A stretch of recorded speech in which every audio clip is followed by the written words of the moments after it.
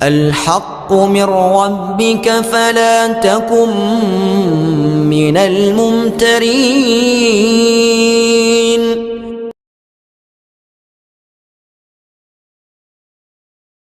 Dukun dakwah Al-Haqqu TV, pembangunan asrama, panti asuhan dan pondok pesantren Al-Haqqu, serta pembangunan Masjid Islami Center Al-Haqqu.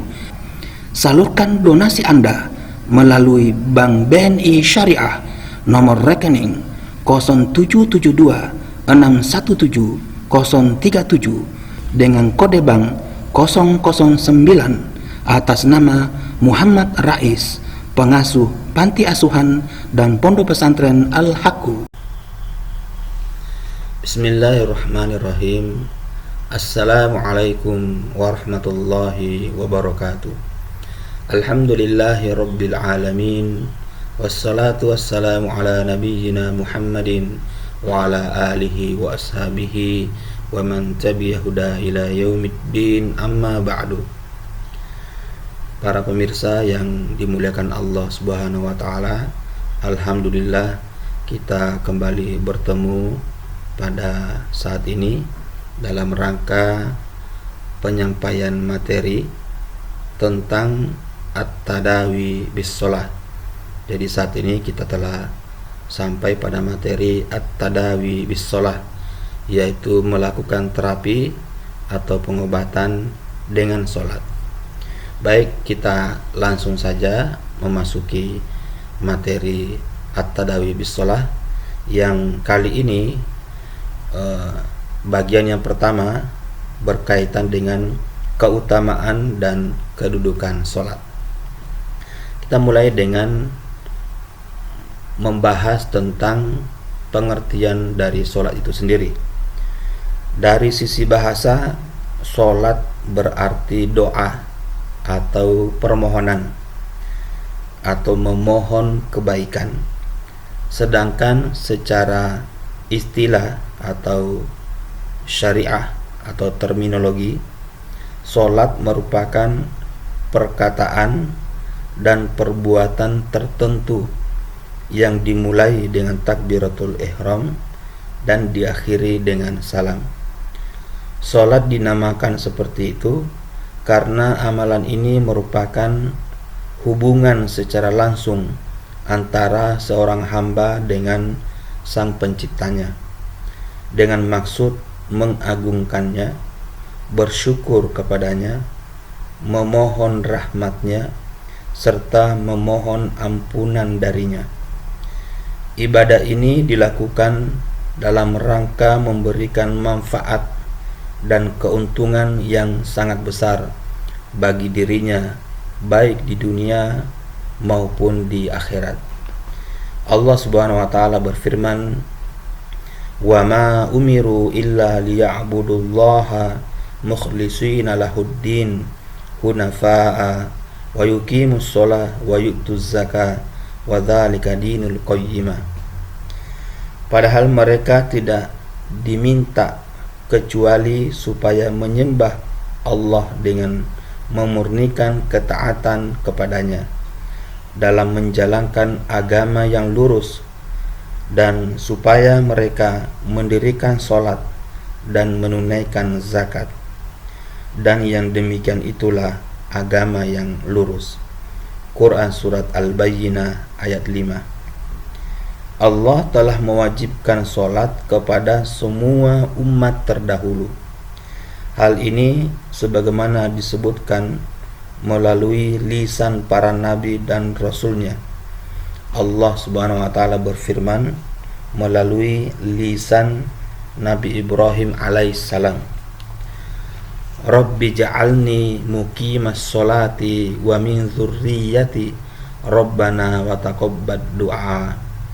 Wahai Rabbku, jadikanlah aku dan anak cucuku orang-orang yang tetap mendirikan sholat. Ya Rabb kami, perkenankanlah doaku. Quran Surat Ibrahim ayat 40. Allah Subhanahu wa taala juga berfirman, dan ceritakanlah wahai Muhammad kepada mereka kisah Ismail yang tersebut di dalam Al-Quran. Sesungguhnya ia merupakan seorang yang benar janjinya, dan ia adalah seorang Rasul dan Nabi, dan ia memerintahkan ahlinya untuk sholat dan menunaikan zakat, dan ia adalah seorang yang diridhoi di sisi Rabb-Nya. Quran Surat Maryam ayat 54-55. Allah subhanahu wa ta'ala berfirman kepada Nabi Musa alaihissalam, maka ketika ia datang ke tempat api itu, ia dipanggil, "Hai Musa, sesungguhnya aku inilah Rabb-mu, maka tanggalkanlah kedua terompahmu. Sesungguhnya kamu berada di lembah yang suci, yaitu lembah Tua, dan aku telah memilih kamu, maka dengarkanlah apa yang akan diwahyukan kepadamu. Sesungguhnya aku ini adalah Allah, tidak ada Rabb yang hak selain aku, maka sembahlah aku dan dirikanlah solat untuk mengingatku." Quran Surat Toha ayat 11-14. Allah juga berfirman melalui lisan Nabi Isa alaihissalam, "Dan dia menjadikan aku seorang yang diberkati di mana saja aku berada, dan dia Allah memerintahkan kepadaku mendirikan solat dan menunaikan zakat selama aku hidup." Quran Surat Maryam ayat 31. Sekarang kita bahas tentang bagaimana kedudukan solat di dalam Islam. Solat menempati kedudukan yang sangat agung di dalam ajaran Islam. Ia merupakan salah satu dari 5 rukun Islam yang menjadi tonggak berdirinya agama ini.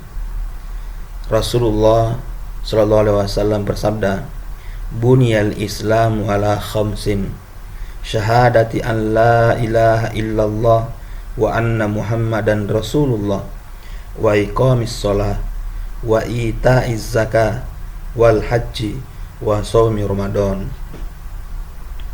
Islam dibangun di atas 5 fondasi. Bersaksi bahwa tiada Tuhan selain Allah dan Muhammad sebagai utusannya.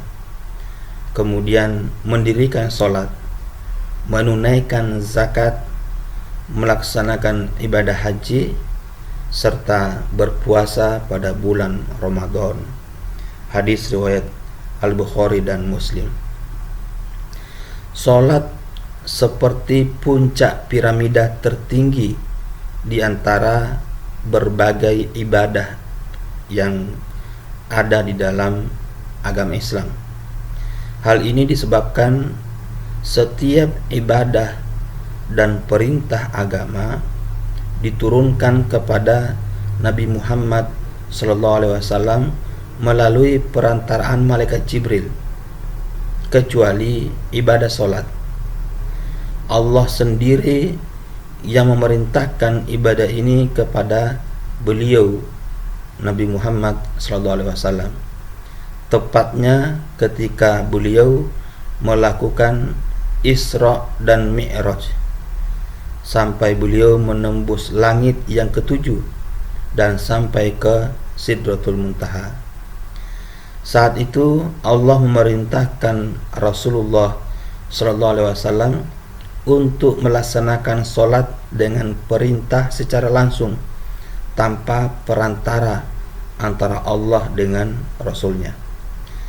Hal ini menunjukkan betapa agung dan besarnya kedudukan solat ini. Selain itu, hal tersebut juga menjadi bukti kepada segenap manusia akan pentingnya solat dalam kehidupan mereka dan dalam rangka mendekatkan diri kepada Allah Subhanahu wa ta'ala. Anas bin Malik radhiyallahu anhu meriwayatkan bahwa Rasulullah sallallahu alaihi wasallam bersabda, kemudian ia membawaku ke Sidratul Muntaha.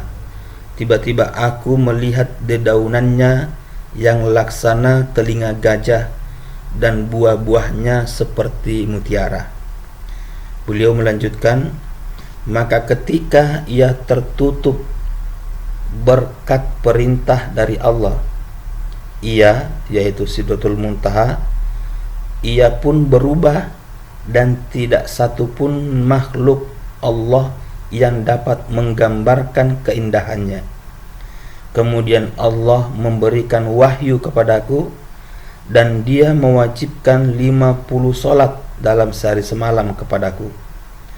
Aku kemudian kembali dengan membawa kewajiban tersebut sampai kulewati Nabi Musa alaihissalam.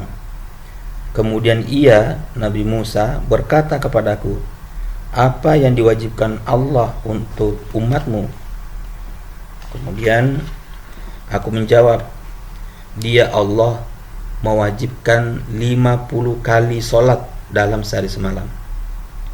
Kemudian Nabi Musa berkata, kembalilah kepada Tuhanmu dan mintalah keringanan kepadanya, karena umatmu tidak akan mampu melaksanakan hal yang demikian itu. Maka aku pun kembali menghadap Allah.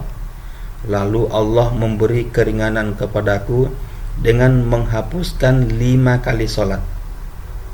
Beliau bersabda, dan aku terus kembali menghadap Allah dan turun kepada Nabi Musa alaihissalam hingga Allah berfirman, wahai Muhammad, itulah solat 5 waktu sehari semalam.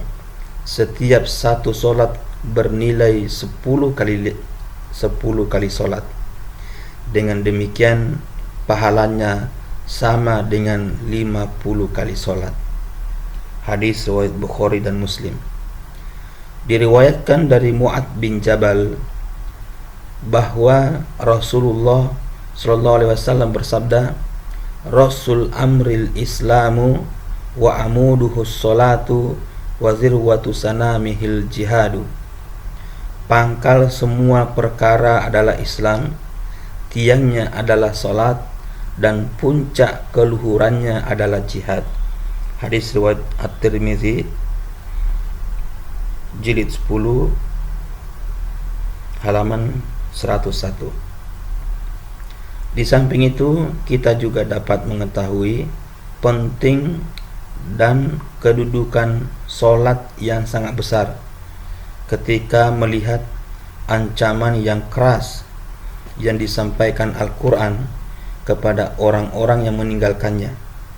Selain itu, juga adanya peringatan keras yang berupa siksa yang sangat pedih bagi siapa saja yang melalaikan solat ini, sebagaimana disebutkan di dalam Al-Quran surah Al-Muddatsir ayat 42 dan 43. Allah berfirman, ma salakakum fis saqar, ma salakakum fi saqar, qalu lam naku minal musallin. Apakah yang memasukkanmu ke dalam sakor? Apakah yang memasukkanmu ke dalam neraka sakor?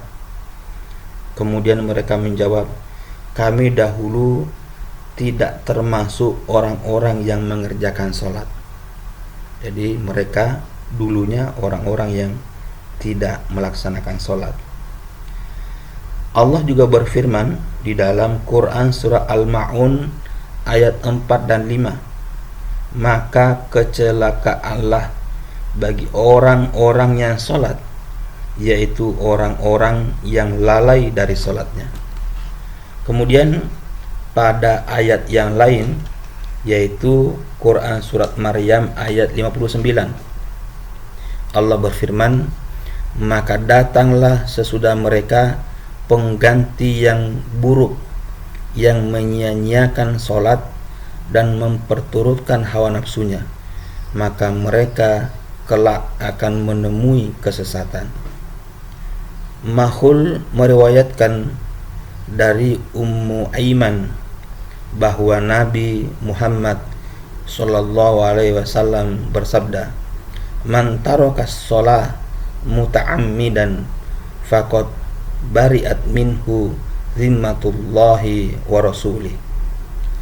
Barang siapa yang meninggalkan sholat dengan sengaja, maka ia terbebas dari tanggungan Allah dan Rasulnya.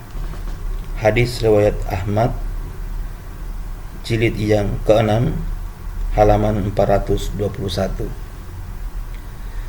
Kemudian dari Buraidah radhiyallahu anhu bahwa Rasulullah sallallahu alaihi wasallam bersabda, "Al-ahdu alladzi bainana wa bainahum as-shalah, faman tarakaha faqad kafar." Perjanjian antara kita dengan mereka adalah salat, maka barang siapa yang meninggalkannya, sungguh ia telah kafir. Hadis riwayat At-Tirmidzi dan An-Nasa'i. Demikian para pemirsa semua, bagian pertama dari At-Tadawi bis-shalah, bagian pertama dari melakukan terapi dengan sholat, yang tadi pembahasannya tentang bagaimana keutamaan dan kedudukan sholat di dalam ajaran agama kita. Mudah-mudahan bermanfaat. Lebih kurangnya mohon dimaafkan. Billahi taufik wal hidayah. Wassalamualaikum warahmatullahi wabarakatuh.